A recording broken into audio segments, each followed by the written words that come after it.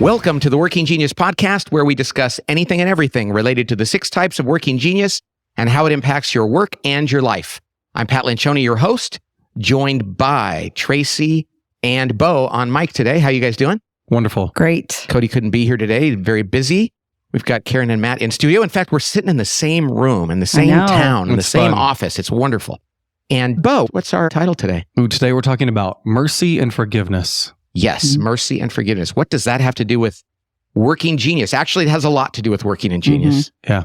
I think I want to explain this concept called the fundamental attribution error. And I learned about this in college, in social psychology. The fundamental attribution error is just this. When somebody does something that we find annoying, we will attribute it to their character. We'll say, you do that on purpose. You have a problem. You have an issue. The guy cuts you off on the freeway in traffic, and we think he's a jerk. He's selfish. He's inconsiderate. And he's probably that way in everything in his life. The next day, we're on the freeway and we cut somebody else off and we're like, oh, I'm having a bad day, or I'm stressed, or I'm late, or I didn't see them. So we give ourselves the benefit of the doubt. So the more we understand other people, the more we can actually accurately attribute their behavior and understand why they did something that could have caused us frustration. Well, working genius is a fabulous way to do that, because when we are angry at somebody, and let's say we're even frustrated at somebody for years in our life or for months at a time, and then we learn their working genius, oftentimes we go, oh, they weren't being rude to me. They weren't being a jerk. They weren't being inconsiderate. They were actually just doing something the way they're naturally wired. And now that I understand that, I can give them mercy and forgive them. So Pat, I know we've talked about this before on this podcast. You had an event recently where you learned this. You were reminded of this concept again. Can you tell us about that story? Which one was that? The teachers. Oh, yeah. So I was with a client. Yes. At a school. And the head of the school had me come in to work with them. And he said, I'm struggling with the faculty and the teachers. And I said, I'll do a quick working genius thing, because he's a dear guy and I owed him one and I cared about him. And so I got on there and I looked at their working genius team map. And I was like, oh my gosh, this guy is a WI. So the first 2, all about ideation, and the principal, because he oversees the principal, and 8 of the 13 teachers and the principal were all ETs. So they were all in enablement and tenacity. So they ran the school like a well-run ship. And he would come by and he'd say, hey, you guys, I have an idea. But they thought, oh, you don't think we're doing a good job. And you think we need these ideas. And you don't understand how hard it is. And there was a lot of tension. And this had gone on for the better part of a year. And so he just said, can you help us? Well, we did Working Genius and looked at it. And I just started predicting their reaction to him and his reaction to them. And they were just laughing, going, how do you know? And it's like, because anyone with these working geniuses would feel this way. And it was like they were looking at each other for the first time like, oh, I have a totally different view of you. And they were like, and I said, can you, and the guy was like, I'm really sorry, you guys, that it comes across like I'm questioning you. I'm really just inventing things. I'm throwing things against the wall. But you think I'm questioning your competence. And actually, it was a religious school, a Christian school. And so we prayed and we said, let's forgive each other. God, help us to understand that we've been judging each other, thinking that we had bad intentions. And it was like wild to watch the bad feelings kind of melt and people actually see each other for who they were. Wow. Is that could you put words around the difference between mercy and forgiveness? Are those synonyms, or are they actually different things? Well, that's a really good point, because forgiveness, I've learned this recently, forgiveness is a one-way street. Like, you have to choose to forgive somebody. But that doesn't mean you reconcile with them or that you then trust them. There's 3 stages. And the first one is, I forgive them from my heart. Well, a person might not even ask for forgiveness. They might not even be sorry, and they might continue to want to treat you that way. You still forgive them, but you're not going to reconcile, because that's boundaries. And Henry Cloud talks about this, and you're not going to trust them. So forgiveness is that first step. Mercy is actually seeing in them like, oh, they're wounded, or they have a reason for that. So actually what we're talking about here is beyond mercy and forgiveness. It might be more grace. Maybe that's what it should be, is grace, where you say to somebody, I'm going to give you grace because I know that you have good intentions. You just did something that hurt me, but you didn't mean to. Yeah. So I'm going to give you grace around that. So that's probably what this should be about. I'm thinking about a story from a previous work experience where I had an amazing peer. She and I were in the same, kind of position. And then I got promoted. And so I became her boss. And all of a sudden, I found her very irritating. And it felt like she was always questioning all of my decisions. It felt like she was constantly skeptical and pointing out what we weren't doing well. And I didn't have working genius at the time. And looking back, I see she had the genius of wonder. And when we were peers and she was pointing out missed opportunities or unseen potential, it was like, oh, here we are side by side. And then as a leader, I took it really personally, as if she was pointing out something that was wrong with me. Right. When it was the same person, the same good intentions for the organization. And if I'd had this language, it would have been easier to give her grace and for me to probably take on a little less guilt. Yes. Does that make sense? Absolutely. And that's why we talk about at the core of this, it's about avoiding unnecessary guilt and judgment. And watching people, and I see this all the time, watching husbands and wives or coworkers who have been through something difficult actually learn to attribute it to not bad intentions. It's amazing how it opens them up to, by giving that grace, and then forgiveness, reconciliation, and even trust can happen. Yeah. And so I love that about you, that you called that out. It's like you were looking at her wonder in a different way. Because there's always messiness. And the more we can go back to like, oh, why are they acting that way? It's how they're wired. God wired them to be that way. They're not trying to make me feel miserable. So do you think that a leader, like what's the takeaway?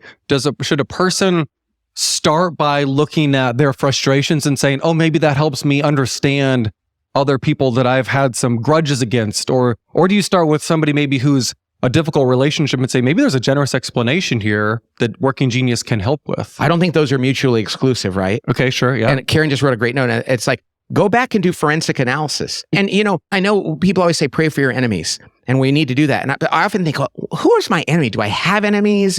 And I guess it's people that I am really frustrated with or have done things. And it's fun to go back and go, oh, I wonder what their working genius was. Maybe I committed the error of the fundamental attribution. Right. And then you can go back and see them in a different light. And maybe there's other people I've rubbed wrong. And did I do something terrible? Oh no, I was just doing what I do. Yeah. And they misunderstood that. Karen here, her husband is an IG. And this is something we talk about all the time. Karen's a DE. Her husband, Al, wonderful guy, comes up with a new idea, and Karen will tell him why it will or won't work. Yeah. And she said for years, it was like, hey, why are you so down on my ideas? And he thought she was like raining on his parade, when in fact she was loving him, using her genius. And once, oh, you're a discerner, you're using the gift God gave you to help me. It goes from thinking like you're against me to you're so for me. I just didn't see it. Wow. That's crazy to think that in life, people are misunderstanding each other purely because they don't know why people act the way they do. Oh, go ahead, Tracy. Yeah, no, that story resonates with me because my husband, Greg, he's a TE. And for years in our marriage, he was a tiger and he would get everything. We would talk about something and then the next day it would be done. But what would happen is it wouldn't be done the right way because I'm a discerner. We didn't go through the entire process. Right. So I had to undo everything. So in our marriage, I was constantly undoing things and it caused a lot of friction and tension. But now I know, oh, he's a T. We just need to slow him down a little bit in what he's doing. But I remember it causing a lot of issues. Yeah. For Laura and I, my wife is a WI, so she's all ideation. And I'm an ID, so I'm just one step down toward getting things done, but we don't have the last few. But she was in charge of so many of the things in our house because she was home with the kids and doing all that. And I mean, it was hard for her. And I didn't know why. I was like, why don't you do it this way? Why don't you do it this way? How come this fell through the cracks? And now I'm like, oh my gosh, you were living way outside your genius. And now if something doesn't get, I just go, hey, well, thanks for being the one to take that on. I didn't give her that grace before because I didn't know what it was. Yeah. And now I go, you're a WI doing a crap load of ET work. Thank you for taking that on. I think every marriage, every couple should go through this. Yep. This tool is transformational in your marriage. It tells so much. And it both can predict issues, but you can also go back and look at it retroactively and go, oh. And it makes it so much easier to go, I'm sorry, I misjudged you. Yeah. And it's a beautiful thing. I mean, quick preview or commercial is if you are listening to this and you know somebody who's early in their marriage or engaged or about to get married, what a cool gift to send them 2 licenses and just say, hey, I bet in 25 minutes you'll understand something about yourself and can maybe avoid some of the pitfalls that we fell into early in our marriages. Yeah. Or even somebody struggling. This is like the lowest hanging fruit. Like, can we just, if somebody said, gosh, me and my wife aren't getting along very well, or me and my husband, I would go, hey, figure out your working genius. And some people go, well, there it is, right there. And now I love it when people go get counseling and therapy and all those things, but understanding each other and how you're wired is a great first step. It is. When you said, I think you used the word friction or frustration. The thing is, those things are inevitable, definitely inevitable in a relationship like a marriage. They're also inevitable at work. And I was thinking about a work project I was working on with Krista, one of our amazing consultants, a master facilitator, one of my favorite people to work with. She's a wonder discerner. And she has more experience working with teams with Working Genius than I do. And we were working with this leader, and I was waiting for her to initiate because I'm like, oh, you're kind of the expert. You're the one who knows how to do this. And she was waiting for me to initiate because I'm a galvanizer. And then you're a double disruptive and she's double responsive. Yep. And then what happened is I missed her phone call one day. She missed my phone call one day. And all of a sudden there's friction of like, why isn't somebody leading this? And she feels out of the loop. And I'm annoyed that I always have to. And even when we know this stuff and teach this stuff, there's still friction that comes up. And she and I were laughing about this actually yesterday at an event where, oh, okay, now we have language for why it happened. And I have a tool to help me be able to have mercy in the moment and help it roll off our backs a little quicker. I think previous to Working Genius, what might have happened is then you carry that rock all the time of, oh no, can I really rely on Beau? You know, can I really rely on Krista? It's like, oh, this is a Working Genius thing. This is not a character thing. It's not an integrity thing. It's not a hustle or being hungry enough thing. And sometimes in life, it is a character thing. And sometimes it is humble, hungry, or smart. But it's a horrible thing to assume that when that's not the issue. And we've seen people like CEOs multiple times that I was about to fire one of my best people because they couldn't do something that I thought was critical. And they didn't have any language for it. Then they did the Working Genius and they're like, they're just not good at those 2 things. They're good at these other things. And I was going to let them go because I thought they didn't care. They weren't smart. They didn't want to work hard enough. And it was just a Working Genius issue. And boy, to save a relationship or to improve a relationship by understanding each other is a great thing. St. Francis of Assisi once said, seek to understand more than to be understood. So what is your advice to, let's say there are folks out there that are having issues in a relationship. What is your advice to them? What would you suggest they do? Specific advice. I would say both people should to figure out what their working genius is and really understand it. And then sit down and say, which of our problems or how much of our problems could we have predicted based purely on this? It's like a puzzle. Yes. And you can go, oh my gosh, 80% of this is totally predictive. Yes. Oh, and then the other 20, and once you get to that, then the 20% that might not be, then you've given each other grace. Then it's easy to go, now, I think this other thing you do sometimes, I don't know what that is. And they might go, yeah, I was a jerk. Or a lot of it was because of the 80% misunderstanding. It leads to 20% frustration, but it gives you a context within which to talk about it. And that's why the team map is so important too for a group of people to look at it on a piece of paper and go, oh, by the way, you know this team, this school? ET, 9 of the 14 people on the team. Wow. WI, the leader. Only one person had discernment and only one person had galvanizing. And so it was like, and they were like, what about that? And we're like, okay, we got to talk about how we're going to do a better job of discerning and galvanizing between the WI and the ET. So it explains a lot. I wonder about specific things that somebody can do. Is forgiveness is something that we can give. It's also something we can ask for. And I wonder if when you've read your report and you understand your frustrations better, to be able to go just to your extended family or to the team that you work closest with and just go, hey, I probably have dropped the ball here. I've probably caused some frustrations here, both because of my frustrations and because of my geniuses. It was so illuminating for me to realize, oh, I'm double disruptive. That's probably been uncalled for at times. You know, it's interesting. So with my kids for years, I've struggled in this, in that they'll say something to me and my response, and I love them dearly, I would do anything for them, but they would say, you didn't even hear what I just said. And I felt crazy. I'm like, of course I heard what you just said. I'm totally listening. But an ID jumps 3 steps forward. Mhm. And they go, well, this and then this. And I would respond 3 steps down the road. And they go, well, you didn't even address what I said. And I never understood it. I thought, why do they accuse me of that? And then I would be like, no, I am listening. You just don't like what I'm saying. And when we did this and we started going through it and realizing all IDs do this, now I can say, not like you shouldn't be mad at me, but it's like, oh my gosh, it must be so frustrating when I do that because I don't go back and say, yes, you said this. And then it led me to think this. And then I wondered about this. And then I got to this. And now I did it just today with a group of people. I said, let me explain to you my process. Yeah. And now they could know that I heard them. So it again, it's not hey, it's not my fault. I'm an ID. It's not an excuse. It's an explanation for them so they don't think you did that with intention. It's great. And to understand that there is some negative impact of that when we're not self-aware about it. Yeah. Yeah. You know, one thing we didn't talk about is understanding sometimes we do things that frustrate others out of our frustration. Yes. Oh, sure. Like literally, because we haven't talked about that. We did a podcast on that, like know your frustration, celebrate, advertise your frustrations. And sometimes it's like, I'm so sorry. I know it's really hard for me to do that. And so I must let you down a lot. And I don't want to.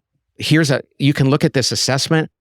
It says I'm not good at this and I'm sorry that hurt you, but this is where it came from. And then that person can go, oh, wow. So your intentions were good. It's not an excuse. So, hey, you better get used to it. I don't have any E. I'm not going to respond to you. But at least it gives you the language to feel like you can be forgiven. I love it.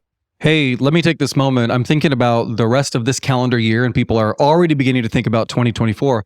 And I just think for a lot of people listening, now would be a great time to go get certified in Working Genius because you could start 2024 with understanding of your team, of your gaps, of your frustrations, and be able to launch into the year healthier, stronger, and having more of this relational strength. Right.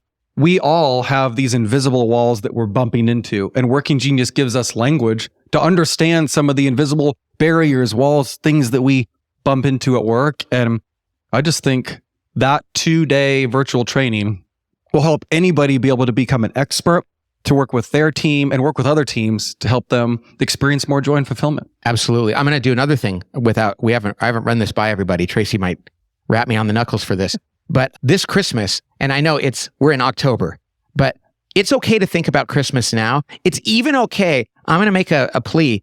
Go give Working Genius to people you know in your family or people that you're close to right now and say, this is the first Christmas present you're going to get. So they can do it. So when you see them over the holidays, it'll be something to talk about and it can facilitate that forgiveness and that mercy and that grace. That's cool. So like make that, we'll probably do a discount at some point in the next week or so, like pre-Christmas sale. Yeah. Go do that now and then enjoy the appreciation of somebody going, you showed me things about myself I didn't even know. And now I can understand you and others. It's a great thing for a family or a group of friends to go through. So first Christmas ad you're going to hear. Unless you're listening to this in late December. That's right. Then it's a great last minute present. If you haven't got that present yet, we're open every day of the year. Yeah. Cool. All right. Well, that's it. I love talking about this and think this is so important. It's at the core of what this is. So I thank you everybody for joining us. We love the Working Genius podcast listeners because we know how passionate you are about this. And we look forward to doing this and we'll look forward to our next one. God bless.